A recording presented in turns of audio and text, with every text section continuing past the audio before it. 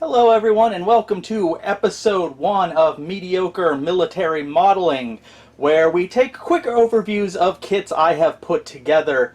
Now I call this Mediocre Military Modeling because I have yet to create or put together a model kit where I felt I did a really good job. I think the best I have ever done is kind of mediocre. I'm very amateur at these, but I thought it would be fun just to go over these kits and see which mistakes I made and just see what an opinion of a very amateur modeler is. So for our first episode, we are doing a classic here. I guess we're doing the M41 Walker Bulldog. This is a light tank. This kit is from Tamiya. So this kit is very, very inexpensive. You can pick this up for under $20. This is commonly found at places like Hobby Lobby, and I found this at Hobby Lobby, I think, on sale for like $10, and it is a great beginner kit. First of all, let's talk about the M41 Walker Bulldog. Now, this information I'm just kind of pulling from memory here, so I'm just going to be very brief on it. This was a light tank, really developed in 50s or 60s. One of the last light tanks for the US before light tanks kind of went out of style for the whole main battle tank concept. Now, that concept has kind of come back recently, but I think this was...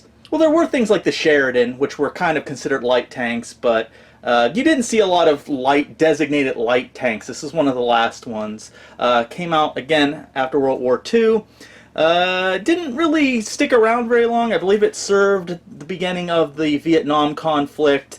It was exported. I believe the West Germans had a number of these, and I think it was actually in service with one or a few South American countries. I can't remember off the top of my head, but it might have been Uruguay that had a number of these, and they kept them in service till the 80s. I could be wrong on that, though, especially which nation it is. But yeah, pretty decent light tank. Again, we're not going to really go into it much more than that. It did have some interesting features, like part of it was cast. I believe sections of this turret here were cast metal as opposed to, rolled homogeneous. So, anyways, this kit. Excellent kit for beginners, and it's very cheap, so if you screw up on it, it's okay, because you're only out $10 to $15. And it's a Tamiya kit, so it goes together really easy. Great for beginner modelers. I did this kit before I had a airbrush, so this is all hand painted. And this was probably the first kit I put together where I kind of said to myself, that looks decent.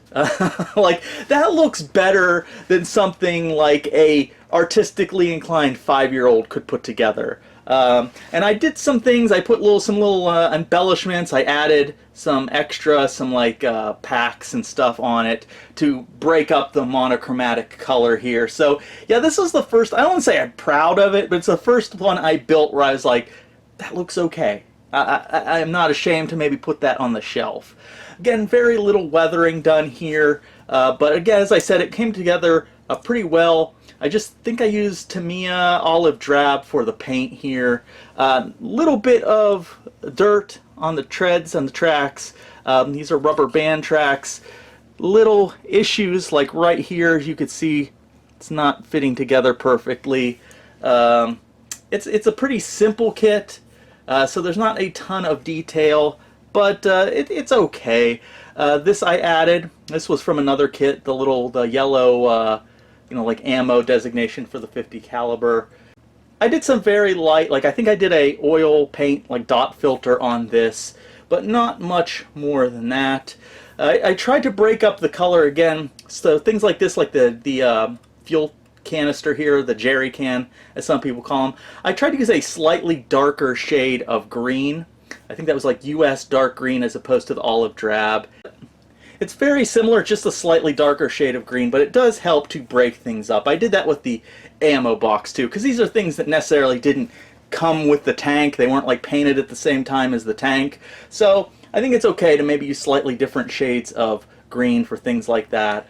Where the armor was cast right here, I tried to do, this was my first real attempt at doing some texturing, so I think I put some like some Mr. Surfacer, like kind of, it's almost like putty, but not quite. And I dabbed it, and I also used the technique prior to that with glue, and I softened it up, and I like used a paintbrush to stipple it, and it's there. It is extremely subtle. A lot of little handles here. Got to look out for those, that you don't like lose them on the floor, but I think I managed to put this thing all together. Overall, it was pretty easy build. The back here, rusted these guys up, the exhaust pipes. You'll see a lot of people, you can go overboard. You can go overboard with weathering and the rusting. I've seen people kind of rust up this entire section of the exhaust here, right here. I think the thing that goes over the exhaust. That's okay. It looks cool. It breaks up the monochromatic scheme, but I like to be very subtle with my weathering and things like that. Part of that is because I just like the look of it more pure, I suppose, more museum quality, but also because I don't really have the skill to do really good weathering. But I think these turned out okay. They're very kind of rusty, and I kind of add a little bit of like rust effect here where the exhaust, and I use some like soot on there, so that looks decent. Also, if you could see, like right here and here, where I believe these were the fuel caps, I used kind of a fuel enamel there to get kind of a drippy fuel kind of look. I think it looks decent. So yeah, again, these are going to be very quick overviews. This was a very early tank I put together, but again, I think it turned out okay. I really liked, I put on these like bags here and one here. Again, it really just breaks up the monochromatic color here. Use khaki and kind of browns. And overall, I think this turned out okay. So I'm going to do my ratings. I'm going to do 2 ratings. One, I'm just going to do it what I felt of the kit in general. And I'm just going to do 1, 2, or 3 stars. 3 being an excellent kit, 1 being a terrible kit, and 2 being, you know, okay, average. And I'm going to give this kit from Tamiya 2. It's a pretty old kit. I think it's from the 60s, but it holds up. The detail isn't fantastic. I'm sure you can find this tank.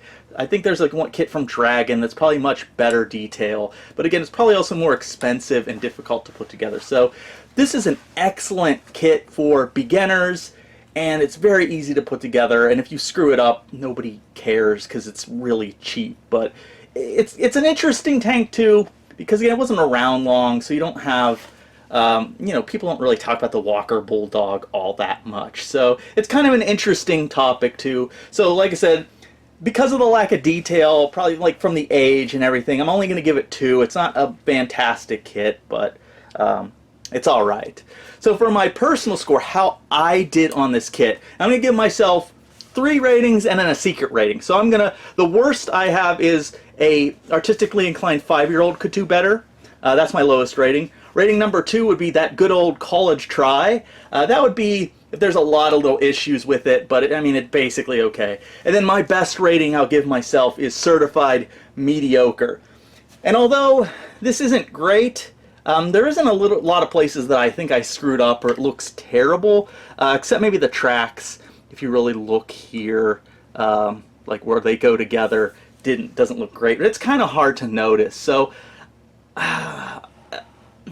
I'm tempted to give this, because there's not a whole lot to it.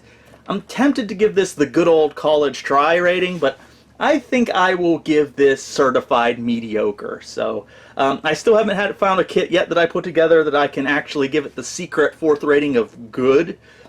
But yeah, I think this definitely falls under certified mediocre here. So please let me know in the comments what you think about this kit and my certified mediocre job on the M41 Walker Bulldog, and we'll see you in the next episode. Thank you for watching.